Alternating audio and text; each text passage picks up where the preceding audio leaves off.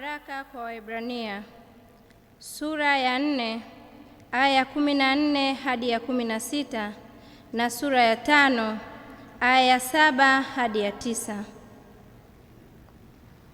Basi iwapo tunaye kuhani mkuu aliyeingia katika mbingu, Yesu mwana wa Mungu, na tuyashike sana maungamo yetu,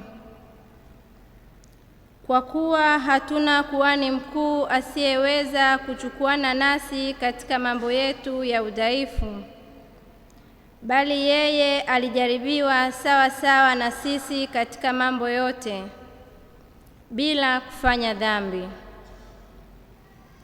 Basi na tukaribie kiti cha neema kwa ujasiri, ili tupewe rehema na kupata neema ya kutusaidia wakati wa mahitaji.